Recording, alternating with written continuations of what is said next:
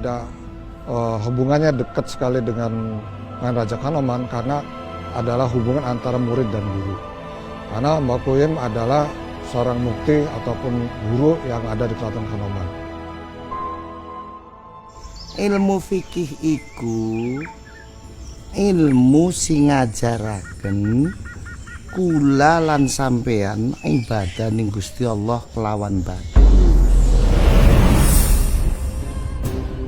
Sedulur, kula lan sampeyan kabeh kudu wani nentang lan nglawan kafir Belanda. Selanjutnya Mbah Mukhoyim kemudian beliau mendapat tugas atau dimohon bantuannya untuk membantu peperangan yang berada di Aceh.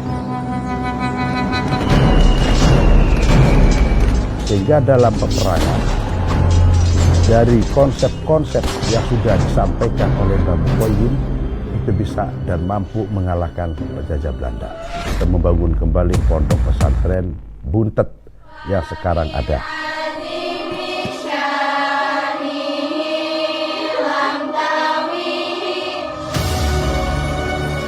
Pondok Buntet pesantren juga tidak menutup diri dari pendidikan modern. Jadi kami betapapun masih mempertahankan pendidikan salafiyah yang dicanangkan oleh Mbah Mukhoyim ketika mereka nanti akan hadir di tengah masyarakat yang akan mereka tinggali sepulang mereka mencari ilmu di Pondok Buntet pesantren. Mereka tahu bahwa tantangannya ketika mereka hadir di tengah masyarakat adalah untuk bisa menjadi orang yang memecahkan masalah. Sepenggal kisah Mbah Mukhoyim, kiai pejuang pendiri pesantren Buntet Cirebon. Pondok pesantren Buntet adalah salah satu pesantren yang ada di timur Cirebon. Buntet juga merupakan salah satu pesantren tertua di Cirebon, sehingga sudah banyak mencetak ribuan santri dan alumni.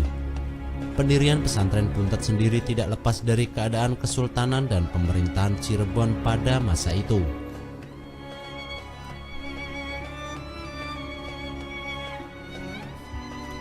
Pesantren Buntet Cirebon adalah pondok yang didirikan oleh Kiai Haji Mukhoyim atau yang dikenal dengan nama Mbah Mukhoyim. Buntet pesantren sendiri didirikan bertujuan salah satunya untuk menghimpun kekuatan para ulama dalam melawan penjajahan Belanda saat itu yang sudah banyak mempengaruhi dan menguasai Keraton Cirebon.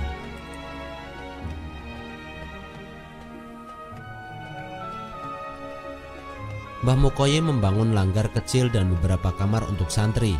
Tidak butuh waktu lama, akhirnya banyak yang ikut mengaji kepada beliau, termasuk dari luar Buntet sendiri.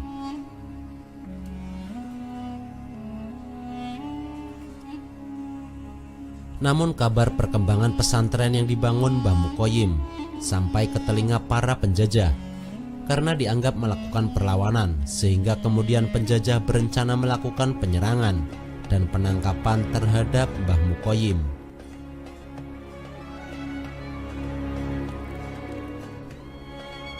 Namun entah bagaimana Mbah Mukhoyim mengetahui bocoran berita penyerangan tersebut, hingga akhirnya beliau bisa menyelamatkan diri bersama dengan sahabat dekatnya, yakni Kiai Ardisela, dan menuju ke desa Pesawahan Sindang Laut yang berjarak sekitar 10 km dari Buntet.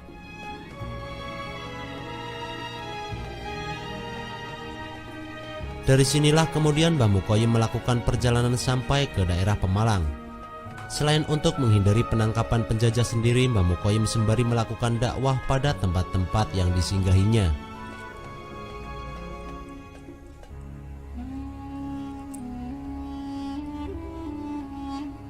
Meskipun dalam hal genting, Mbah Mukhoyim tidak melupakan misi kemanusiaan dan keagamaannya.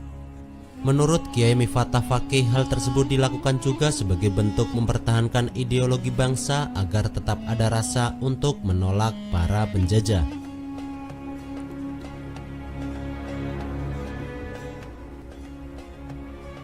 Dalam beberapa catatan, salah satunya catatan dari bukunya Bintang Irianto yang berjudul Sang Kiai Rakyat, menceritakan saat sedang berada di Pesawahan, Mbah Mukhoyim kedatangan tamu agung dari keraton, yakni Pangeran Muhammad putra dari Sultan Khairuddin Keanoman.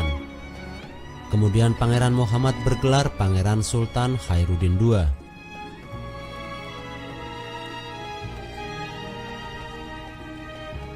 Pangeran Muhammad menceritakan tentang keadaan keraton atas campur tangan Belanda yang sudah sangat mengkhawatirkan. Pangeran Muhammad pun kemudian menyatakan diri menjadi santri Mbah Mukhoyim.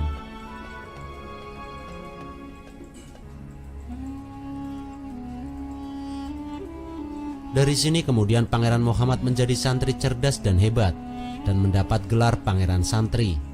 Beliau lalu banyak membantu perjuangan untuk melawan penjajah, terutama perlawanan dari dalam baik secara politik maupun pengaruh kebijakan.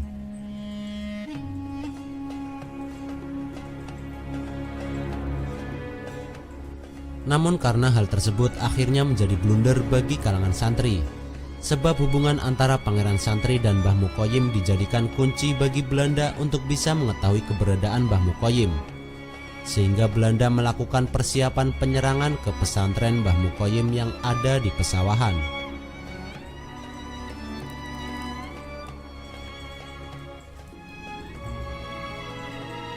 Namun bukan Mbah Mukhoyim namanya kalau tidak lebih dulu dari Belanda. Beliau kembali mengetahui penyerangan tersebut. Hingga akhirnya Mbah Mukhoyim bersama para santrinya dibantu Kiai Ardisela melakukan perjalanan ke Pemalang. Tak ayal saat Belanda sampai di Pesawahan pun tidak menemukan Mbah Mukhoyim dan para santrinya. Sehingga hanya memborbardir bangunannya saja sama seperti sebelumnya ketika dibuntet.